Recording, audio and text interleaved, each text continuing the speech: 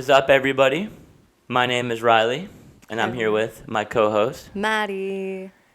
and we are bringing you a new episode of Smoke Break. Might look a little bit different. We don't have our co-host Izzy here because she had prior engagements, but me and Maddie are still going to bring you guys a banger episode. And we have a banger topic for today. Actually, a heater of a topic today. Yes. Is Gen Z doomed? Are we doomed? Me, I think we're pretty. Yeah. I think we're set up in a pretty poor situation, in my opinion. We're toast for sure. I mean, yeah, there's a lot of things that we could talk about of why we're doomed, but I think the big ones we're gonna touch on today in this episode, as of why Gen Z is doomed, or in other words, fucked. Yes. Royally. How do we move out?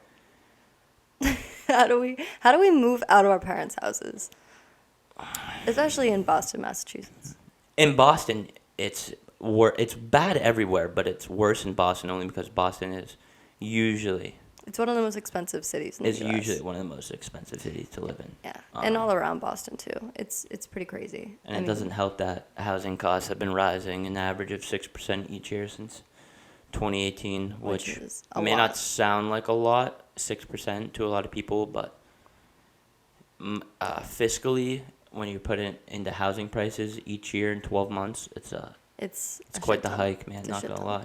I mean, a 400 square foot studio apartment in Boston, Mass. right now starts at around $1,500, which that's steal. rare. That's like the really low end. That is a steal. You're usually looking at $2,000. And you could run all the way up to probably close to 3. Oh yeah. It's crazy. And, yeah. Even outside of Boston, $1,500 is a steal.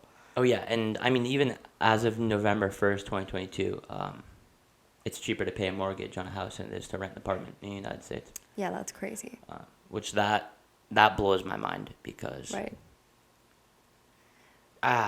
Which is crazy because you have to have a shit ton more money to even be able to buy a house. Exactly. So, you have to have more money pre-saved almost, Than you have to have way more cash. Exactly. So it's like, the people that are really struggling to make ends meet have no option but to spend the extra money on rent.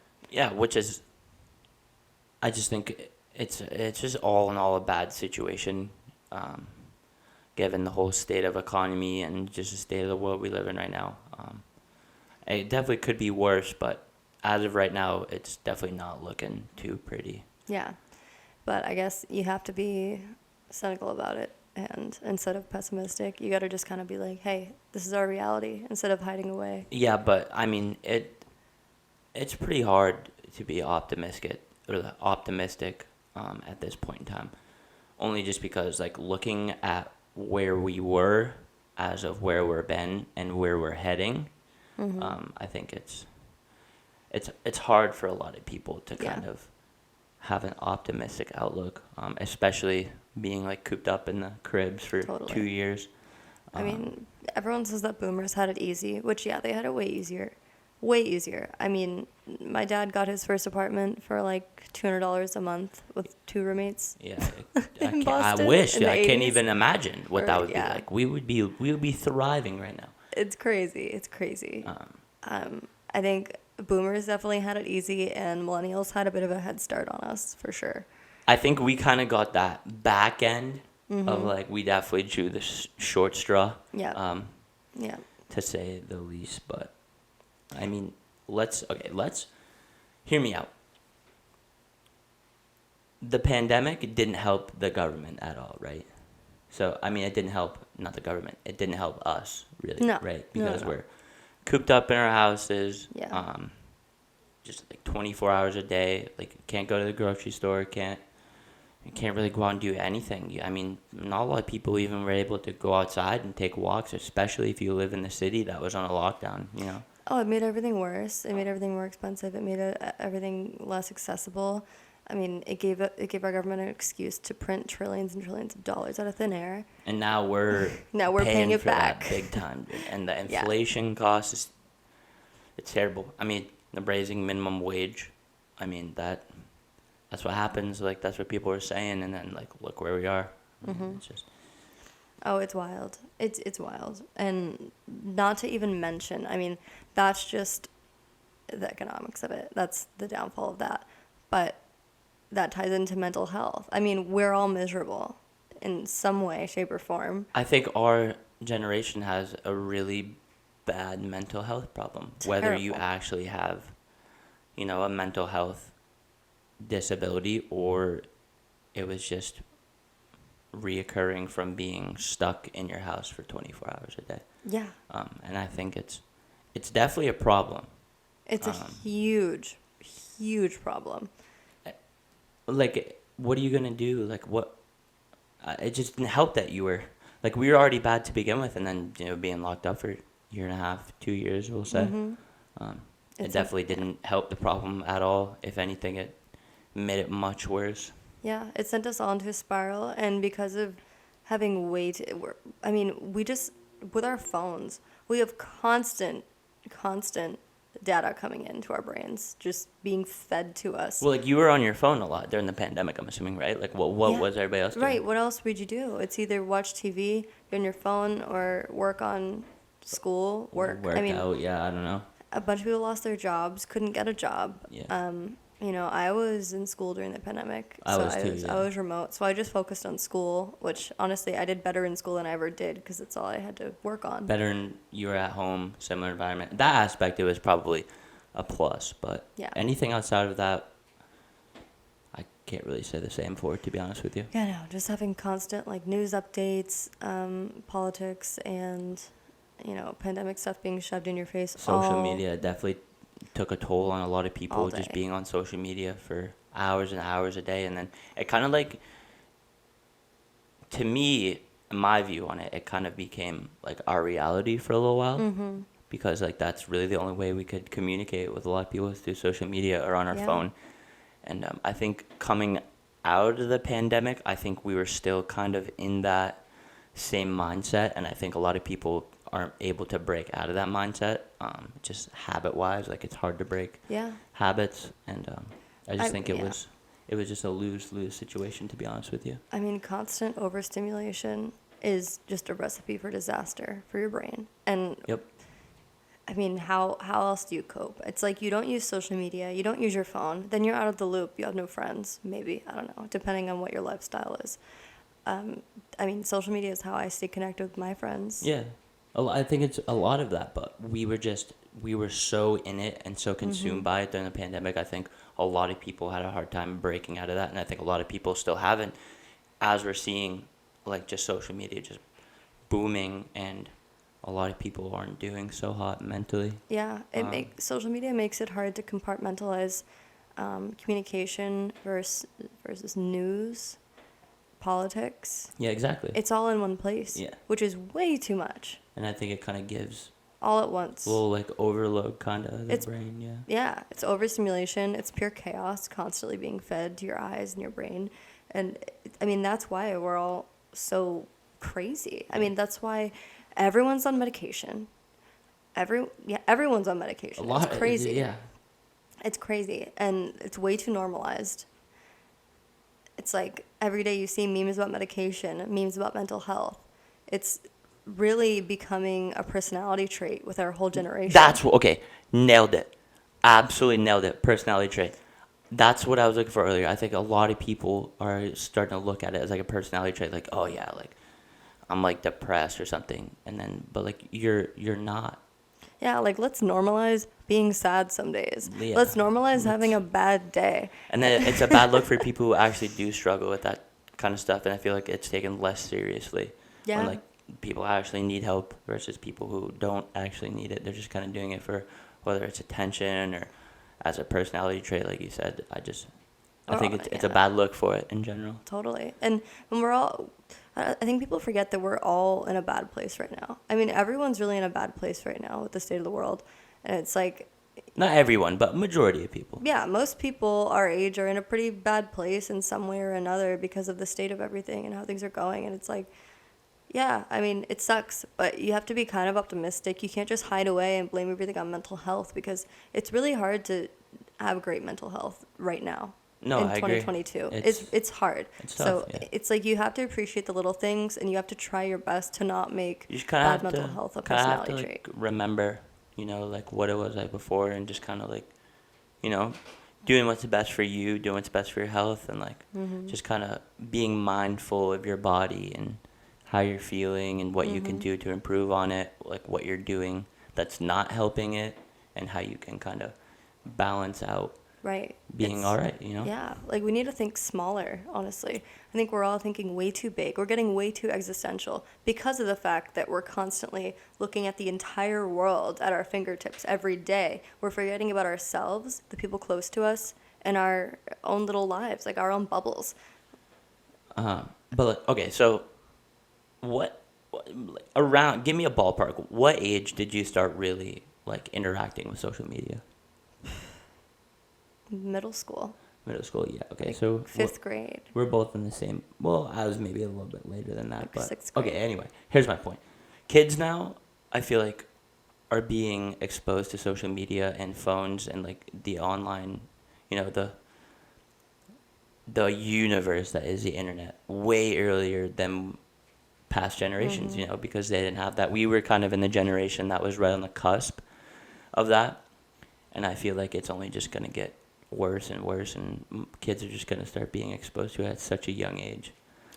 Yeah, it's crazy. I mean, we kind of got introduced to it at the most awkward stage you possibly could, which is around middle school. Yep. I think most of us started using it, and it's give or take. Yeah. I mean, that's such a crazy time to be introduced to all of that. I mean, why did I have a Twitter when I was 12? That's crazy. Like, what? But now, moving on from that, kind of building off of that, are people starting to like move into the way where your presence on social media is more important than your presence in real life is? I think many people are, because they don't like their own lives. So all they can do is really perform. But perform how? I guess by kind of creating a fake life online for everyone else to see. And honestly, it's like if you dedicate enough time to that every day, you're going to start believing it yourself that you live that life, even if you don't. So you do think that people are starting to care more about their presence on social media than in real life? I think so. I mean, think about how many people you know in real life that portray themselves as a celebrity would on social media. Damn, that's a valid point, actually. Right? Now that like you actually like think about it. Right? And like we grew up with like what, the brand new iPhones like were just coming out, like the iPhone 3, iPhone 4. In that early stage of iPhone, still not as crazy as what we have now, but just think about like the kids that are growing up like now. They're getting like iPhones 11s and later, like they got Face ID, like they got Touch ID, they got like everything. And I think it's just gonna like a big snowball effect straight down to the bottom. I mean, and that's why they created that Be Real app, because everyone's curating these fake lives on Instagram and Twitter and whatever. People still find a way to be fake on that though. I bet. I don't have Be Real myself, but I've seen a lot of content from it and stuff, and read a little bit about it. And it's so every day at a certain time, everyone has to post a photo, and it has to be a live photo, like where you are. I think it's an interesting concept for sure, and I think it's probably a cool thing to see if you follow people that you follow on Instagram. Just to see how it differs from... Right, and it's like, oh, they're just home all day. Yeah. Like, something doesn't add up. Kind of gives you like a behind-the-scenes look. Right, right. Because like these people, I mean, on Instagram, you're not usually posting a photo where you are in that moment. These people these days... you take a bunch of pictures on a nice vacation that you go on. I mean, and then weeks later, you'll post it. It's like, but were you just there, or like were you there like a couple months ago? While you're posting that photo, you're sitting in your bed. Yeah. Like maybe you're having a bad Netflix day. Or something, yeah. Right. I don't know. It's funny that we have an app like Be Real now, because it's. And then there's people and then like it's totally right. You gotta cancel those people now. Yeah. And then, like, moving on from that, like in the recent I don't know, months, year, couple, we've seen cancel culture take the world by storm. Yeah. And I want to know how you feel about cancel culture. Yeah, cancel culture is crazy. I think it's super entertaining. And I think everybody thinks it's super entertaining, and that's why it's so People who take it like big. less seriously, like the people who are like policing people online that Yeah. are like actually like actively partaking in cancel Yeah. culture. I think on being on the outside, like looking in, I think it's so funny. Yeah. And I think people are just like doing way too much or taking it way too serious. Oh, it's and wild. It's I just think it's wild. funny. I think that the people that participate the most in cancel culture are people that hate themselves and are ashamed Absolutely. of themselves for whatever reason. And I think it's a huge projection action. Like, I think most of these people, I mean, I personally have seen people on social media that, like, I've met in real life that are, like, harping on this cancel stuff every day, trying to cancel someone all the time. And these people are also at the same time posting about how they hate themselves all the time and, clearly not living a healthy life. And they're not doing anything other than being on the internet canceling people all day. And It's always those people though. It's Like, always- it's always those people. it's always those people. And I think cancel culture's I think it's silly. I think it's silly. I think Well, it's- I guess to an extent. I mean, I guess there's definitely some things that people say online that probably should be canceled for. Yeah. Like Sure. hate speech and like Yeah. racism and all that. Like, there's definitely no Yeah. place for that. But anything outside of that, like Yeah. giving your opinions, like just because you don't like somebody's opinion, like doesn't mean you can cancel them. Yeah, Like, I think it's very counterproductive. I think it is too. Yeah, So it's counterproductive. That leads me to my next question. Do you think it's good or bad? Cancel So culture. I think it's bad because cancel culture is helping people camouflage themselves and actually create faker personas on a day-to-day basis. I think the more violence,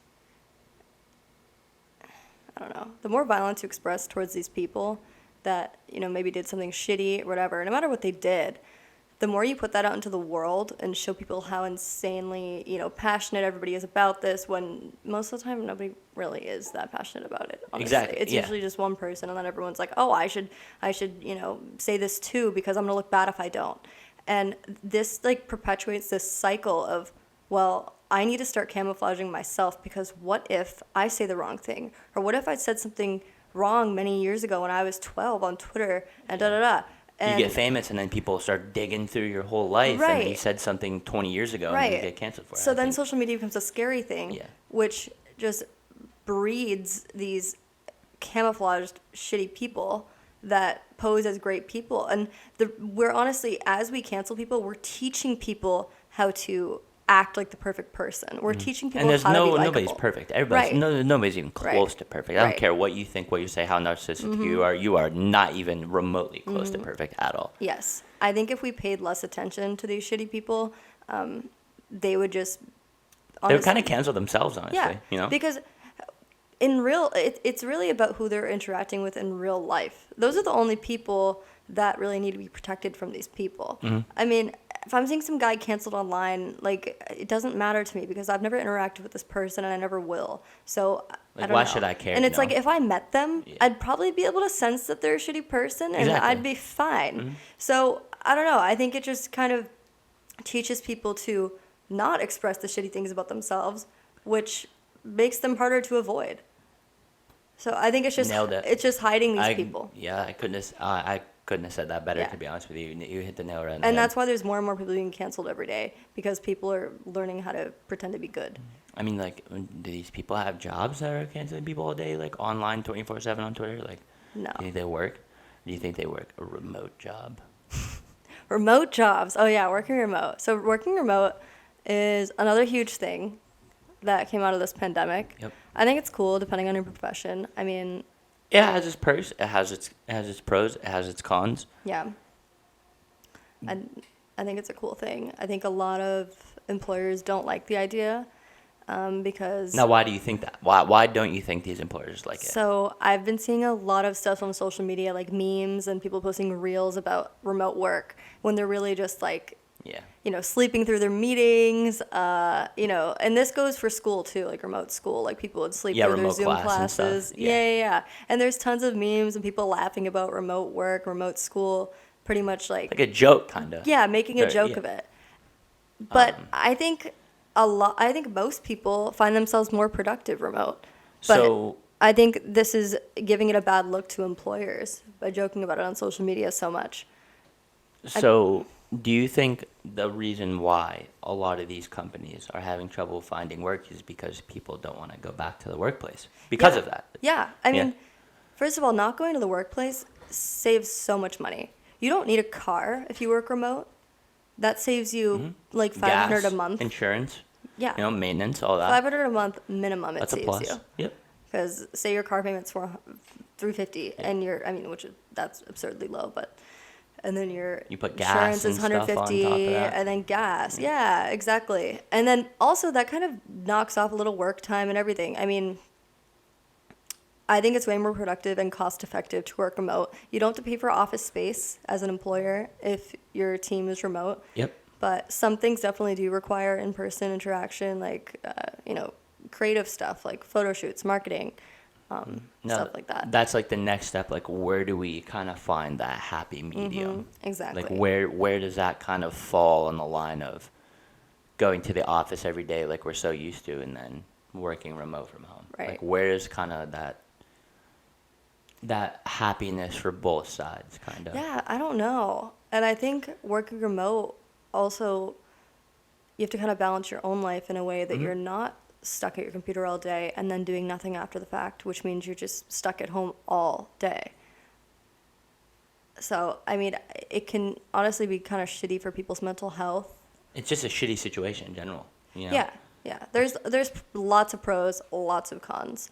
Biggest pro is saving money for both sides, for employers and employees. And then on the con side, you got employers not being able to find people to work, which then kind of has its own snowball effect. And then you kind of have to, I don't know, it's a weird time we're in right now. It's just a weird time all around. It's for a sure. very weird time. A lot of people are struggling both with jobs Oh and yeah, the without. economy, dude, let's be honest, it's in the shitter, man. Big time. It's wild. But yeah, I think social media definitely So like has a why, lot to do with everything. so like remember 2008, like the housing crisis, the stock market crash, like all that. Yeah. So like we're in a pretty similar situation as we were back then, in 2008. So like where do we kind of go from there as a generation? Like how are we able to help build the economy, like when we're getting older, like people our age are starting to become like politicians and stuff, like those type of people, like how do we kind of dig ourselves out of this hole? Because nobody's going to do it for us, like we got to do it ourselves. So how do we kind of move forward in improving on balancing social media and making sure everybody's mental health is in check and just kind of getting back to like that normal way of life? I think building a community and being friends with each other is the biggest thing. Being Because kind to people. being kind to people, not doubting everyone and everything, being less negative, which is, of course, it's hard. It's easier said than done right now. But I think we really just have to be kind to one another, and we need to work on empathy. Big time. Empathy is a huge thing our generation lacks, and I think it's lots due to social media and the economy and Just kind of the world our that we're surrounded parents, with. Yeah. everything. I mean, it's crazy, but I think the number one thing is just being kind to each other. Now, so like you said, like parents and We've been so divided. yeah, no, absolutely. So by this pandemic, by social media,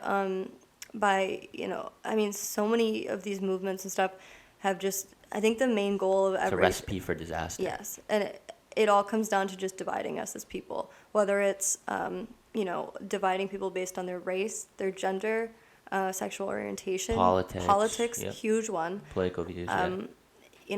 Where you're from, where you come from. Like we're all in, I think a lot of people forget sometimes that like, we're all in this together. Yeah. You know? I mean, even like people love shitting on people that have money.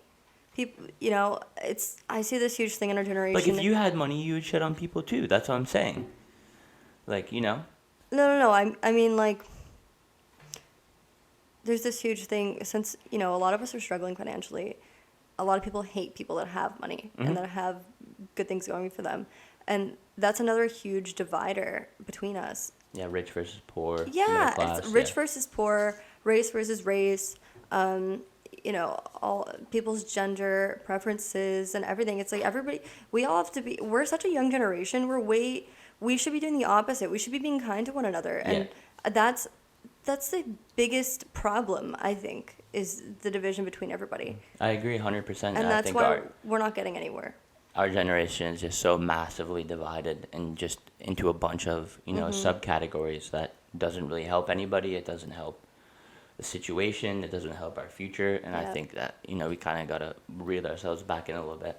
Yeah, we need to work on respecting ourselves, respecting other people. Like what happened to, growing up, finding the love of your life and then having kids, having a family, like that's dead, man. Right. And because everyone's so divided, everyone's so pessimistic, and it's like it's like the nuclear family idea has been destroyed. I mean, so that's that's the next one. Is the nuclear family dead for Gen Z? Yeah, I mean, just with the pandemic, statistics showed, I forget who did this data, but there was a 34% increase in people purchasing divorce forms online in spring 2020 versus spring 2019, which is so sad, so sad. And it's because, I mean, the number one cause of divorce is financial issues. And what did the pandemic bring? Financial issues that's all the pandemic and being stuck at home. Yep. So you're stuck in a room with your a bunch of financial hardships. Yeah. And all this stuff getting loaded on top of losing your job from the pandemic. Like it's just right. It is a ticking time bomb, yes. man. Like just a ticking time bomb. It's crazy. I mean, the pandemic restricted us of all novelty things. Like you couldn't just go, I love going out to eat every once in a while. Like yeah, exactly. You couldn't do that. My boyfriend and I love going out to eat because it's like a fun thing you do, and it's like nice. It just feels good to like go do something, like just going somewhere. You can't do that in a pandemic, So these people are just trapped in their houses and broke. Someone loses their job, other person's stressing because what are they gonna do? And recipe for disaster. So divorce rates, I mean, crazy.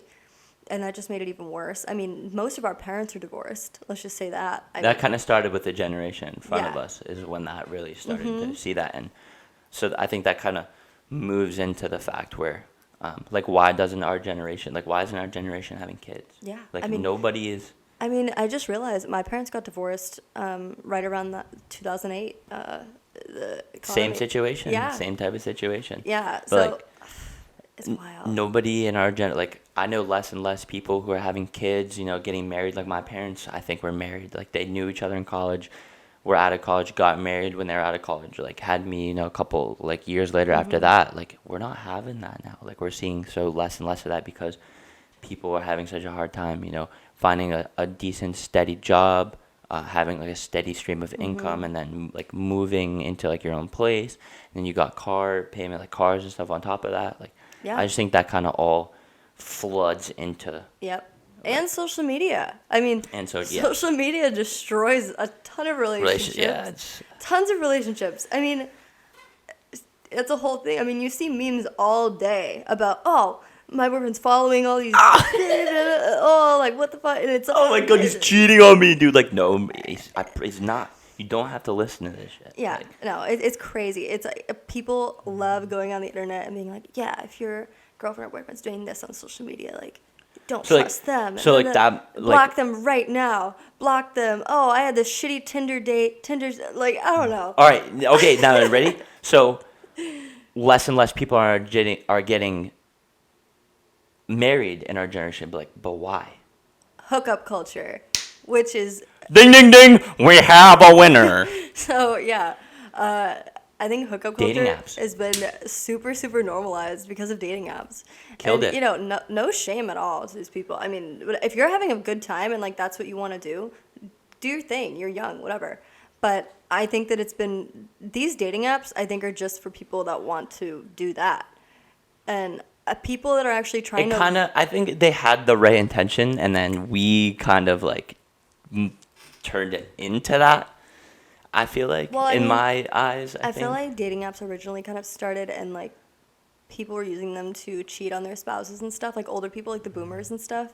Like there's like what they have, like Plenty of Fish. Yeah, and they have like Ashley Madison. yeah, that one was crazy. Oh, and there was like a huge data leak there. Yeah, there was. And that fucked up a lot of people's relationships. I love that happened. Yeah, that was crazy. I mean, that needed to probably happen eventually. Yeah. Yeah, people that cheat and go to hell. Like, I just feel like all these like factors are kind of all coming up at once, and they're all just kind of like ruining the internet. What we know from kids seeing our parents and stuff. I think we're all kind of coming to that reality. Like, damn, like it's not like it used to be. So like, how do we get back to that? Exactly. Yeah. I mean, if you're looking, it's like I think people feel like they have to go on these apps too to find people because we've lost touch of like. We're all on social media, and like nobody's going out. Like yeah. It's all virtually, and I think that really that hurts as well. It's crazy because it's like I think the only place that people our age really go out is to a bar, and it's it's not the best to go looking for love at a bar. You probably ain't gonna find the one there. I hate to be that guy, but she probably ain't there, man. If she's at a bar on a weekend, she ain't the one. Well, no, it's not even that. It's just that people are drunk. Most people are make bad decisions most when people they're are drunk at a bar, and it's like if you're going to a bar and then you hook up with someone, that's not really a great foundation for. I don't really think that's a foundation marriage at and all. Kids. I mean, power to the people. Where'd you guys meet drunk at a bar? Oh shit, that's crazy. I mean, I think it's better than Tinder. True, you got a point there. I think, whatever. But it seems like that's the only place people really meet people because, I mean, during the pandemic, I mean, for Gen Z at least, we were all kind of in that age where we wanted to look for, I mean, that's the age that people historically look for meaningful relationships is like between the ages of whatever, 18 to 25. We'll say like 25, 26. Yeah, and we were all around that age and people couldn't go out. They couldn't be doing activities where they meet like-minded people. So they were all on. They couldn't even be at school, where most couldn't even be at work. You weren't at work couldn't either. Be at work. Yeah, like people. Where do you interact with people? And so I think that made like dating apps like way bigger than ever. Mm-hmm. It's like you got COVID. It's all eerily. You want to quarantine. It all eerily falls into place. I've seen a lot of couples like. I've seen so many like I know of people that have met on dating apps, had to quarantine together because they gave each other COVID, and then actually started dating because of that. That's crazy. See, that's cool. I think that's cool. pretty cool. That's kind of cool, but that's like very, very rare. Once in a blue moon type of thing. Yeah, but I think that's such a funny like story to tell your kids. But yeah, when everything's online, what else do you do? I guess. Exactly. Yeah. You just kind of have to adapt and overcome at that point, which I think is what a lot of us have to do in order to kind of get out of this funk we are as a generation. But the thing is, we can go out now. Everything is mostly fine now. We can go out places. But most people are still not doing that. People don't want to break what they're comfortable with. Yeah. They want to stay in that comfortable environment. So they're stuck on Tinder and it's taking a hit. It's causing a hit for everybody. Yeah, it's crazy. So yeah, I think the whole like family idea of starting a family and stuff has been procrastinated. It's definitely, I think everything has kind of been pushed back a couple of years. I mean, they say that 30 is the new 20. Yeah. Is that what they're saying now? Yeah, Jeez, because it's Gen Z. 30 is the new 20. Yeah, because everything's so we're in our early teen stages right now. Yeah, I mean, sometimes I feel like a kid still. I have like adult imposter syndrome at this point. I mean, I'm 23 and I feel like I'm mentally, I don't know, I feel like I'm still the age I was before the pandemic. Because we still have to act like an adult, but like I feel like a lot of us deep down are still kind of in like that kid phase, And honestly, part of me thinks that we feel like that for the rest of our lives. You just kind of have to act like an adult when it's needed. I think that when we're 40, we're going to be super embarrassed of whatever we were doing when we were 30. And when we're just 70... Just like we're embarrassed now of what we were doing, 10 years ago. Right, exactly. I think that's something that never ends. But we've definitely been super stunted. And I really... Oh, 100%. I really hope that we can all come together more and be less pessimistic and actually work on building foundations for our own little lives and, like... actually be fulfilled. People should have children. People should get married, have that family, that's part of life, Right. Like go against the system. Like you're going to be 60 and right. you're going to look back and be like, damn, like I don't have a wife, like I don't have a family, like right. why am I here kind of thing. Yep. I think instead of like sitting in our rooms and complaining on social media, we need to start acting against the odds of being like, you know what?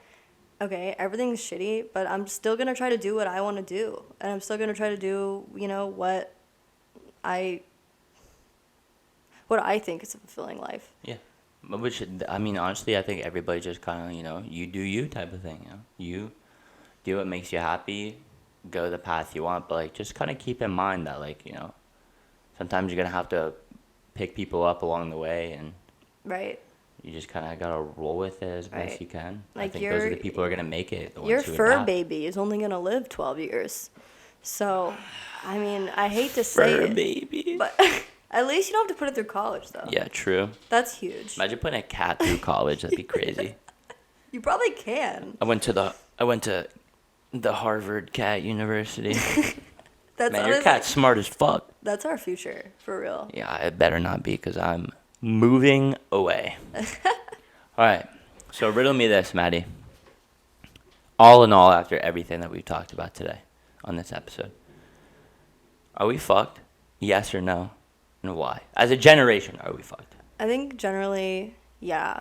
But we don't have to be. And I think that's the spirit. So I think as of now, I don't think we're fucked, but I think we were kind of in that boat where we were kind of set up to fail. Yeah. But I feel like if we all do the right thing and kind of come together as a generation and just all kind of take a step back and say, hey, like, what can we do better? Like, what are we doing wrong? And, like, how can we fix it? But, like, you can't do that by yourself. Like, you can only do so much by yourself. Like, it's a team effort. Exactly. Everything's a team effort. We have to come together and be kind to each other and help each other out when we need to and be empathetic. I think Gen Z needs empathy and just kindness. Be a good person, like. Be nice. Pick people up along the way that you see are down, like, because people, like, actually genuinely need help. Like, if you can be that person, like, you change one life, you change 100. Yes, and enjoy the moment and enjoy. Yeah. I feel like things. we don't live in the moment anymore. Exactly. Like, you gotta just, It's sometimes the little things. Sometimes, like, when you're sitting, just kind of, sit back and just kind of embrace it all and enjoy the moment, because you're lucky to be alive, honestly, and not a lot of people. A lot of people, I feel like, take that for granted. And kind of put it on the back burner. So I just think that's important, that we kind of just remember the little things sometimes. At the end of the day, all you have are your loved ones, your family, your friends, your and partners, and yourself most of all. So you gotta take care of yourself and take care of the people around you, because the world is out of your hands. The world. You just gotta do your part. Do what you can, and just that's it. It's like that Tears for Fears song. Everybody wants to rule the world. And I think that explains our generation perfectly. But you can't rule the world if you don't rule your own world. Bam! Yeah. And that, folks, as they say, is that. Yes. Thank you, everybody, for tuning in to today's episode. It looked a little different with Maddie and I, but we hope you guys, got a little something out of it, kind of. Yeah. Got some ideas, kind of got a little bit of outlook, at least from our perspective. Yeah. And we will see you guys next week. I'm Riley. Maddie. And this was Smoke Break. Woo! We'll catch you next week. Bye. Peace.